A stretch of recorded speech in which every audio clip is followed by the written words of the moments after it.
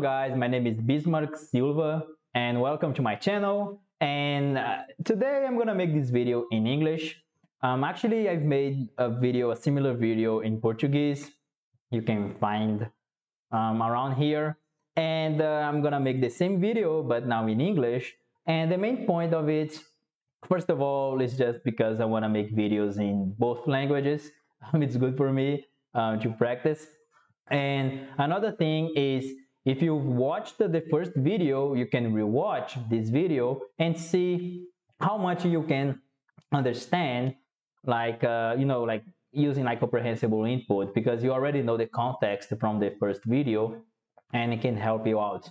But so let's get to it. And today I'm gonna be answering the question how to use comprehensible inputs to learn a foreign language. So the first thing is to understand what is comprehensible input. So comprehensible input is the input where you can understand the general idea, the context, but it doesn't necessarily mean you can understand every single word. So you're gonna kind of acquire the language because you can kind of guess the meaning of the words, like subconsciously, because of the context. So I have just a short presentation here. So we're gonna start with Albert Einstein. So Einstein is a symbol of being a genius, and a lot of people think to learn a language you need to be a genius. So there's this association between learning a foreign language and being a genius, but actually it's far from the truth. Actually, I think it's the opposite of it, because sometimes when someone is it's smart, someone who learns a lot, it's a critic, someone who likes to criticize and to discern, like to like to look for differences and try to see logic in everything. And actually that's not good to language learning. You need to be open-minded to like, for example, comprehensible input.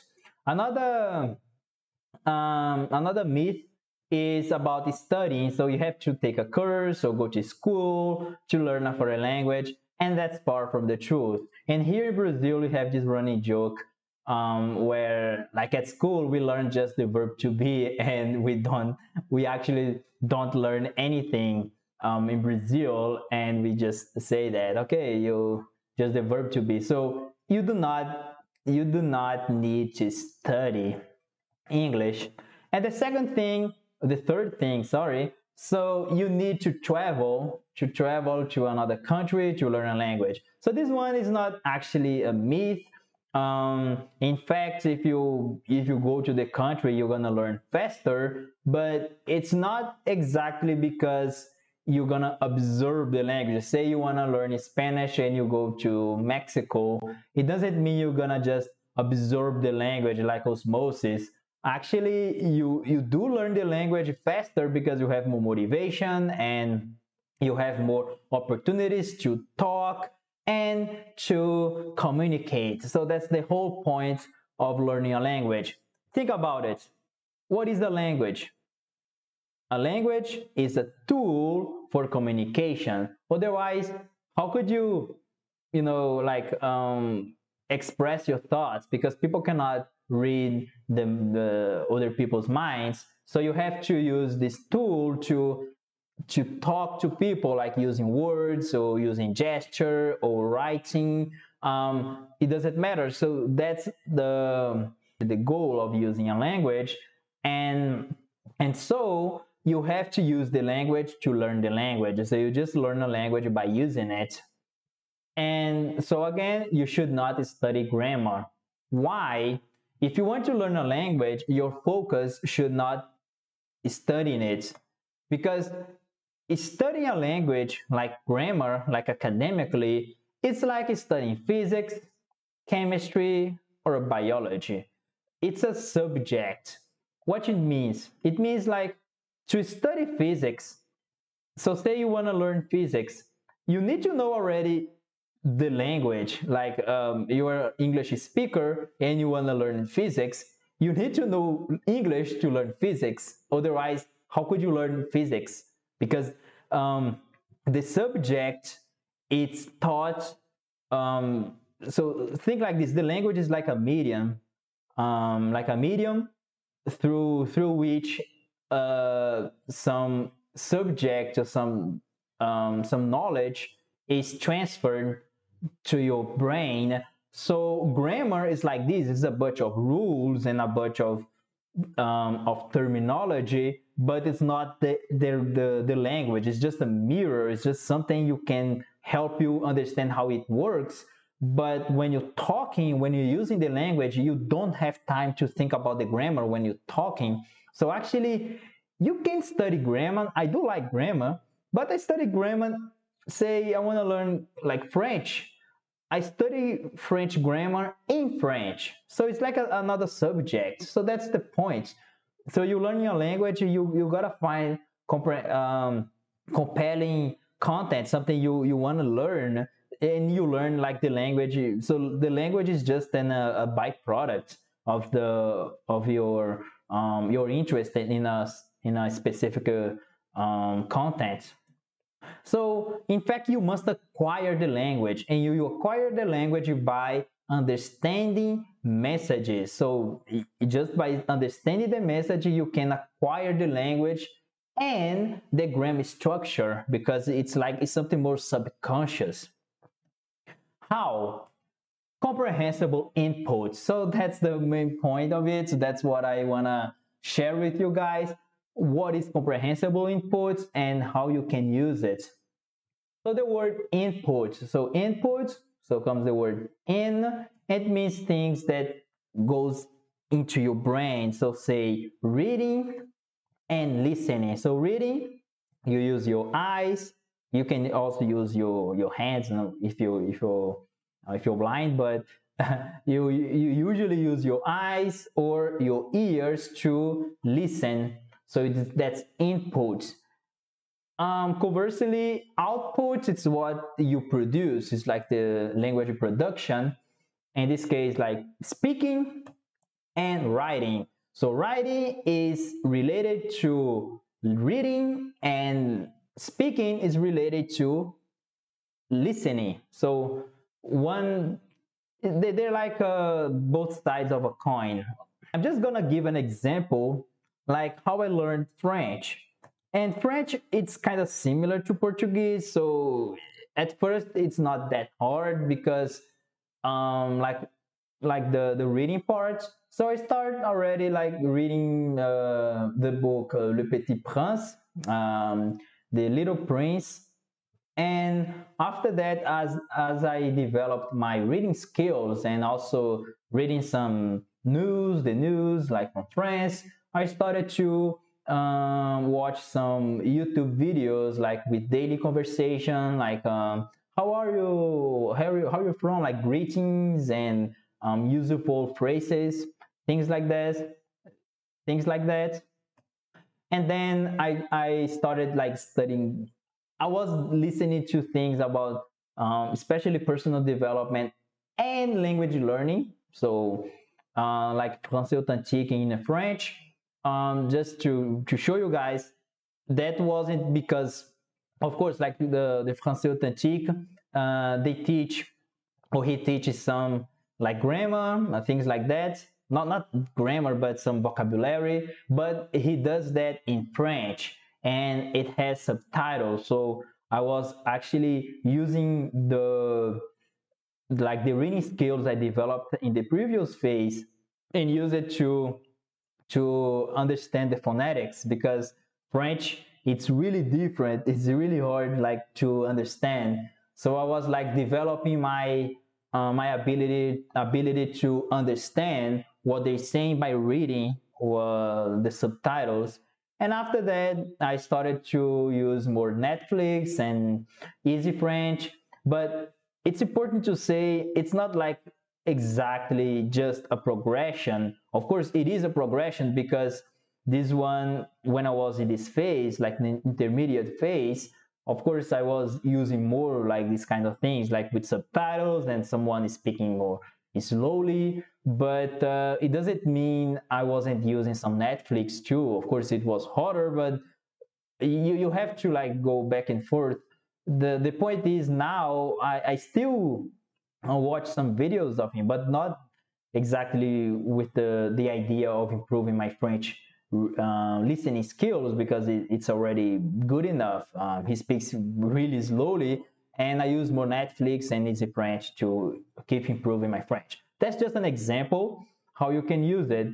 So here we have a scheme how to use comprehensible input, how our brain acquire the language. And it's basically like this. Think like this, like it's your brain. So your brain has like two compartments. One is for passive things, passive vocabulary, and another for active vocabulary.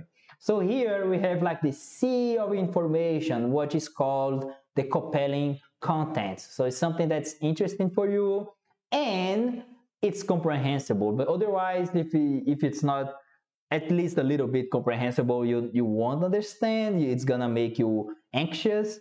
But I still believe, even if it's not totally understandable, or not totally understandable, if you understand like 5% or 10% or 15%, at the end of the day, it doesn't matter, because what really matters is the consistency. But it's for another video. But the point is, you're gonna find some compelling content, something you like, and you're gonna get exposure to this content, and it's like you're filling up your brain with passive vocabulary, something you can understand, and you're going to keep doing it, keep doing it, up to a point where you can understand a lot of things. So you say, okay, I can understand what they're saying, like without using much vocabulary or the subtitles or things like that. And that's when you have to output, like you have to produce the language, because here is just passive. You can just understand, but you have to speak, to actually convert this passive vocabulary into active vocabulary. And by doing so, you do it by talking and writing. So by doing this, you actually converting this vocabulary passive into active vocabulary. So it's called the output. So that's like a cycle. That's a cycle, because at the end, what really you really want is fluency. And you may ask, what is fluency? You are fluent in a specific um, content topic. Say I'm fluent in Portuguese. It's my native language. But if I need to talk about, say, law or talk about physics, like, I don't know, quantum physics, I'm not fluent in those particular topics, because I don't know the vocabulary. I don't know what kind of word, like, um, I don't listen to this kind of thing. So I should be listening and reading a lot about this subject first, and then I can try to engage in conversations about this topic. And by doing that, I can become fluent in physics. But in a daily conversation, I am fluent in Portuguese, I'm fluent in English, I'm fluent in many other languages. And like English, I'm fluent in like language learning topics, because I've listened and I've read a lot about this kind of thing. So it depends on what subject you are being exposed to, but the exposed to. But what really is important is to get like the core language, which is the basic of the language. That's the one you get when you are in the intermediate phase. What if I'm learning a language from scratch? Okay, I'm learning from scratch. I don't know any word, I don't know anything or phonetics. What should I do? Okay, there's this what you should do.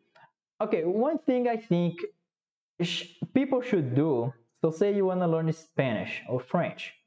First of all, you should find like a TV show. So that's like to use comprehensible input, and find like a TV show you like. It should be like a sitcom, something like easy, like something using like day-to-day vocabulary, and you're gonna find like an episode and watch that episode with the subtitles in your language. Just the subtitles, the audio, it should be in your in the target language, and then you rewatch the same episode but now without the subtitles. And the point is the first time is just to get the context, and the second time is just for your brain to start to figure out what's going on. So it doesn't mean you're gonna understand everything, or probably you want to understand like 10% when you start doing it. But if you do every day, especially if you do the same episode, it's gonna get boring really fast. But if you do the same episode, you're gonna advance faster, but you're gonna progress faster. But if it's too boring, try another episode, because at the end of the day, what really matters, you need to pay attention. And also what you have to do is to find like some dialogues, like a day-to-day dialogues on YouTube, like for 20 minutes or so, and just listen and read over and over again. And through repetition, you're gonna learn that, because once you get accustomed to the language here, it's time to start some dialogue, start some conversation with people. And to start this conversation, you have to be you gotta understand because all conversations, when you introducing yourself, when you starting a conversation with someone, usually it follows like a routine. So it's really interesting to know like some dialogues and some like greetings and useful phrases and things like that. So it improves your vocabulary, you learn some grammar, and at the same time you can use these phrases like this, they are already ready to be used in a conversation, and do that every day for 30 days. The main point here is to build a habit. It doesn't mean after 30 days you're gonna be fluent in the language, but you're gonna build an habit.